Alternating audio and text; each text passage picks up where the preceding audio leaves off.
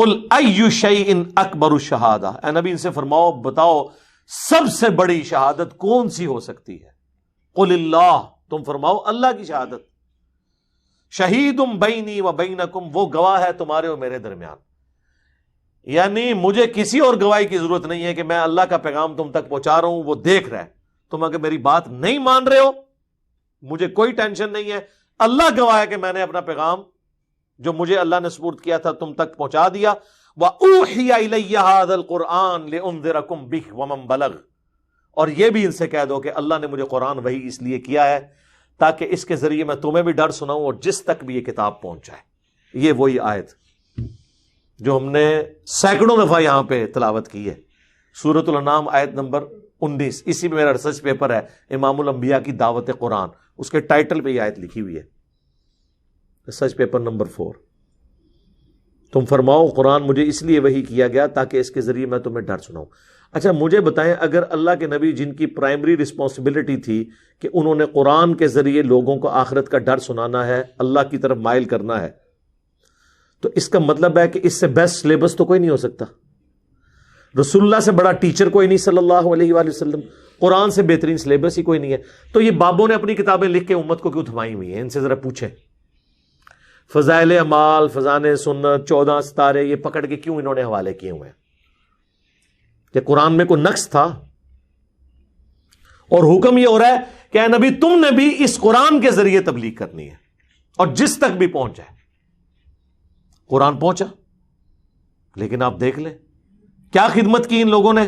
1000 سال سے اسلام یہاں آیا ہوا ہے، کسی نے قرآن کا ترجمہ نہیں کیا، یہ تو پچھلے 100-150 سال میں ہی ترجمے ہوئے ہیں۔ بخاری کا پہلا ترجمہ 1920 میں ہوا ہے، آلموسٹ 100 ایئرز پہلے۔ پہلے ان سے پوچھیں آپ کیا کرتے رہے ہیں؟ یہاں کی لوکل لینگویج تھی فارسی، پھر اردو بن گئی۔ قرآن فارسی میں ٹرانسلیٹ کیوں نہیں کیا؟ شاہ ولی اللہ دہلوی نے پہلی دفعہ کیا، 5 سال تک چھپے رہے، لوگوں نے فتوے جاری کر دیے، یہ قرآن عربی میں تھا، اس نے تحریف کر کے فارسی میں کر دیا، کیونکہ ولی اللہ دہلوی نے یہ یعنی آبزرو کیا انہوں نے کہ بھئی اس قوم کا تو کوئی حال نہیں ہے، قرآن تو نہ انہوں نے عربی سیکھنی ہے، نہ ہمارے آباء اجداد نے سیکھی، نہ انہوں نے سیکھنی ہے، تو نہ انہوں نے عربی سیکھنی ہے، نہ انہوں نے قرآن پہ چلنا ہے، تو بہتر ہے قرآن کو نیٹو لینگویج میں کر دیا جائے۔ جس طرح ہم نے یوٹیوب کا موڈ اختیار کیا ہے، ہمیں پتہ ہے کہ مدرسوں میں انہوں نے کوئی دین نہیں سکھانا، نہ انہوں نے صحیح بات لوگوں کو بتانی ہے، تو پھر ہم الٹیمیٹلی یہ جو ایک ڈیجیٹل موڈ ہمارے پاس موجود ہے ہم لوگوں تک بات پہنچائیں۔ تو جب فتوے جاری ہوئے 5 سال تک وہ چھپتے پھرے۔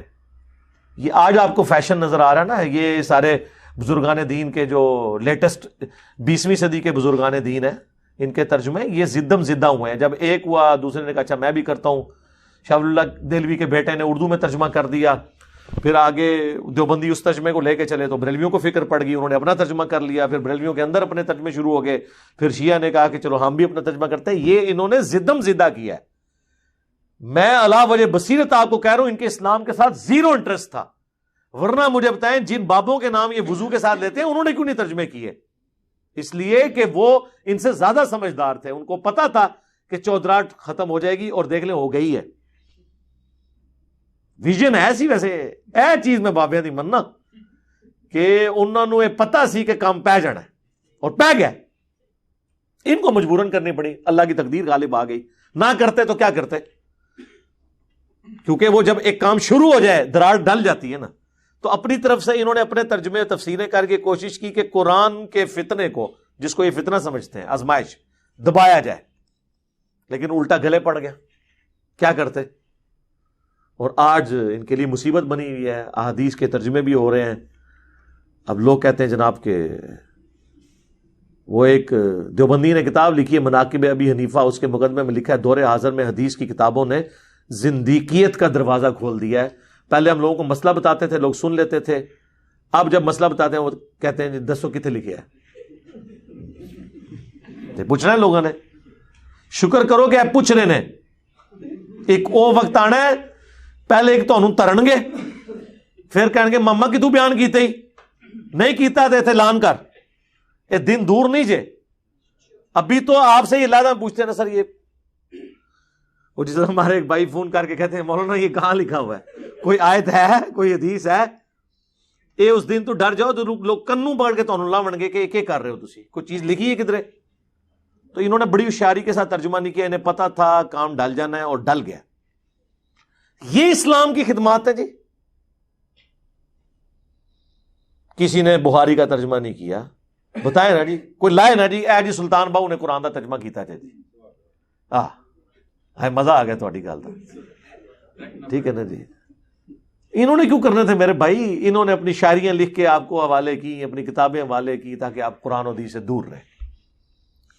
ٹھیک ہے، اللہ کا شکر ہے آج مبارک دور ہے، ہمیں ترجمہ کرنے کی ضرورت نہیں. ہم لوگوں کہتے ہیں پڑھو اپنے اپنے ترجمے اور بتاؤ. جو پڑھتا ہے، یہ جو میں پڑھ رہا ہوں نا، اس کا ترجمہ کوئی بھی پڑھ لے اپنے مکتب فکر کا، کوئی شیعہ ہے سنی ہے، پڑھے اور بتائے یہ کیا توحید لکھی ہوئی ہے. اے نبی تم فرماؤ کہ مجھے تو قرآن اس لیے وہی ہوا ہے کہ اس کے ذریعے میں تمہیں ڈر سناؤں، تبلیغ اس کے ذریعے کروں، اور جس تک بھی یہ پہنچ جائے. میری کوشش ہے جہاں تک پہنچ جائے تو یہ پہنچ جائے، یعنی وہ بھی اسی کے ذریعے آگے تبلیغ کرے. اِنَّكُمْ لَتَشْهَدُونَ أَنَّ مَعَ اللَّهِ آلِهَةً أُخْرَى، کیا تم اس بات کے اوپر گواہی دیتے ہو کہ اللہ کے ساتھ کوئی اور الہ بھی ہے؟ قُلْ لَا أَشْهَدُ، اے نبی تم فرماؤ میں تو اس طرح کی کوئی گواہی نہیں دیتا. قُلْ إِنَّمَا هُوَ إِلَٰهٌ وَاحِدٌ، اے نبی تم فرماؤ کہ وہ تو نہیں ہے مگر اکیلا، یکتا الہ، معبود. وَإِنَّنِي بَرِيءٌ مِّمَّا تُشْرِكُونَ، اور میں اعلان برات کرتا ہوں ہر اس ہستی سے جسے تم اللہ کے ساتھ شریک ٹھہراتے ہو. میرے بھائی میٹھی میٹھی باتیں تو ہو ہی نہیں سکتی نا. قرآن تو پھر کڑوی بات کرتا ہے. قرآن صرف توحید بیان نہیں کرتا، جو توحید کے مقابلے پہ طاغوت ہے اس کی نفی بھی کرتا ہے. یہاں سے آ کے ہمارا اختلاف شروع ہو جاتا ہے. ہمارے واعظین صرف تبلیغ کا ایک رخ بیان کرتے ہیں، اس کی وجہ سے دنیا میں کوئی تبدیلی نہیں آئی، عقائد کی کوئی اصلاح نہیں ہوتی، کیونکہ نیگیٹو پہلو وہ بتاتے ہی نہیں ہیں ڈر کے مارے. جب تک آپ نیگیٹو پہلو کو ہائی لائٹ نہیں کریں گے، پازیٹو کی قدر لوگوں کے دلوں میں نہیں آئے گی. عربی میں کہا جاتا ہے نا کہ چیزیں اپنی ضد سے پہچانی جاتی ہیں. اندھیرا نہ ہو تو اجالے کی قدر نہیں آتی، پیاس نہ ہو ٹھنڈے پانی کی قدر نہیں آتی. اسی طریقے سے جب تک آپ بابوں کی پھیلائی ہوئی گمراہی کو ہائی لائٹ نہیں کریں گے، تب تک لوگوں کو پتہ ہی نہیں چلے گا کہ توحید میں کس لیول کا رکھنا اس امت میں ڈال دیا گیا. اور یہ کتاب بھی صرف اس لیے محفوظ ہے کہ اللہ نے گارنٹی لی ہے، ورنہ انہوں نے کتاب کے ساتھ بھی کام ڈال دینا تھا.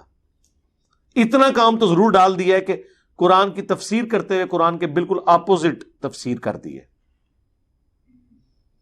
پہلے صفحے سے ہی تعریف شروع کر دی ہے. ایاک نعبد و ایاک نستعین، ترجمہ سب نے یہ کیا ہے، تیری عبادت کرتے ہیں، تجھی سے مدد مانگتے ہیں، تجھی سے دعا مانگتے ہیں. آگے چھوٹا سا حاشیہ لگا ہوگا، یہ جو بزرگان دین کو پکارا جاتا ہے، اولیاء اللہ سے مدد مانگی جاتی ہے، یہ بھی اللہ ہی سے ہوتی ہے. یعنی وہ اللہ کو بتانا چاہ رہے ہیں کہ تو نے ادھوری بات کی تھی، ہم نے کمپلیٹ کر دی ہے. ہاں، تفسیر عثمانی دیوبندیوں کی سب سے مشہور تفسیر، محمود الحسن دیوبندی، دیوبند کے آپ سمجھ لیں بڑوں میں سے، انہوں نے ترجمہ لکھا تھا. اس کے اوپر حاشیہ بعد میں لکھا شبیر احمد عثمانی نے، جنہوں نے محمد علی جناح کا جنازہ پڑھایا تھا. تقی عثمانی صاحب کے ابا جی کے استاد مفتی شفیع صاحب کے. اور تفسیر کیا لکھ رہے ہیں یہ کہ نستعین کی، کہ یہ بزرگوں سے جو مدد مانگی جاتی ہے نا، یہ اللہ کے اذن سے ہی ان کے بارے میں. اسی وجہ سے سعودی والوں نے پھر اس پہ پابندی لگائی تھی کہ یار یہ کیا ہے، کہ یہ کیا ہو رہا ہے. وہ پریشان ہو گئے کہ یہ کیا ہو رہا ہے.